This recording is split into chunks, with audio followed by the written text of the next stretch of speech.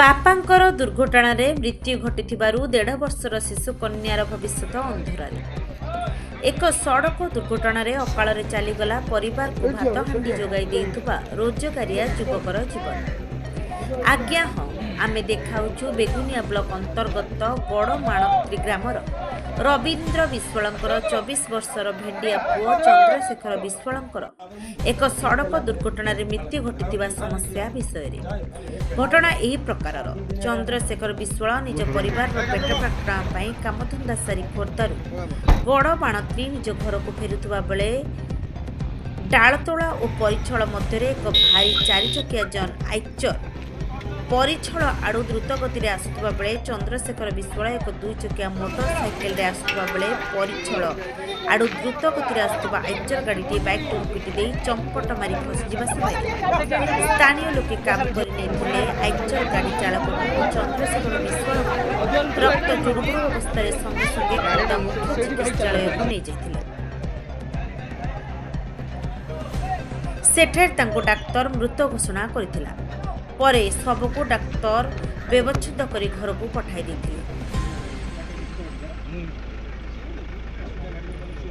ଏବଂ ଗ୍ରାମବାସୀ ଓ ଚନ୍ଦ୍ରଶେଖରଙ୍କ ବାପ ମା ସ୍ତ୍ରୀ ନ୍ୟାୟ ଆଶାରେ ରାସ୍ତା ଉପରେ ବସି ରାସ୍ତା ଅବରୋଧ କରିଥିଲେ। ପରେ ପରେ ସ୍ଥାନୀୟ ତହସିଲଦାର ଓ ଥାନା ଅଧିକାରୀ ପହଞ୍ଚି ପରିବାର ଲୋକଙ୍କ ସମେତ ଗ୍ରାମବାସୀଙ୍କୁ ବୁଝାସୁଝା କରିବାରୁ ରାସ୍ତା ଅବରୋଧ ହଟାଇଥିଲେ ଗ୍ରାମବାସୀ ଓ ପରିବାର ଲୋକେ।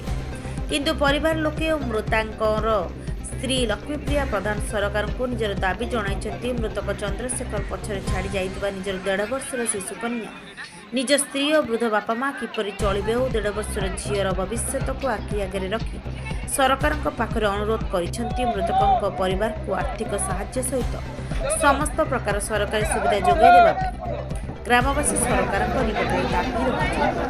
ଖୋର୍ଦ୍ଧାରୁ ଜ୍ଞାନରଞ୍ଜନ ଦାସଙ୍କ ରିପୋର୍ଟ, ସ୍ୱତନ୍ତ୍ର ଟାଇମ୍ସ।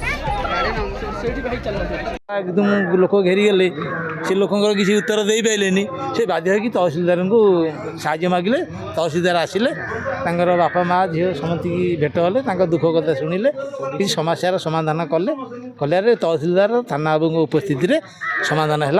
समाधान हाँपर से परिवार सन्तुष्ट हेले, ग्रामवासी भी सन्तुष्ट हेले, तेणुक से समस्या बंद है।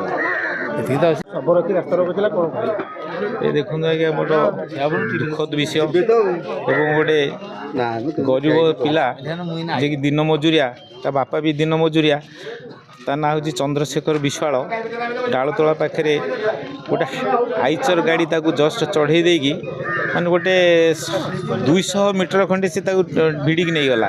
भिड़िक एत मर्मन्तुद घटना घटी समस्त गड़मांटी अंचल तथा ये पाखापाखि अंचल समस्त आज मर्माहत जे ये गोटे सोशल वर्कर पिलार जीवन पलैची बहुत दुख लगुच कांद लगुच ता माध्यम आज जो रास्ता रोक होता सब रखिकी तार जो ये मालिक गाड़ी मालिक ताकू डकाला सी आसलानी पुलिस माध्यम भी कहला फोन भी उठेलानी जाओ आईआईसी आउ तहसिलदार आसिक आमर इंटरफेयर करियारे समाधान है। सी जो डिमांड होता आमर से किसी फुलफ्लेज करछि एवं ग्रामवासी समस्ते सहयोग कर साहाय्य किसी जहाँद्वारा कि परिवार आज खुशी माने खुशी कौन दुखर विषय से दुखरे शव दाह करने को लेकिन गले जाओ रास्ता रोकटा हटिला एवं समस्ते एथिरे आमर एमएल प्रदीप साहू भी किसी साहाय्य कले। आमर ये ग्रामर युवक मैंने भी बहुत साहाय्य कर समस्त सहयोग जो तार आर्थिक अवस्था सुदृढ़ है टिके ताकू नहीं शव दाह कले। तेणु आज रास्ता हटागला शवटा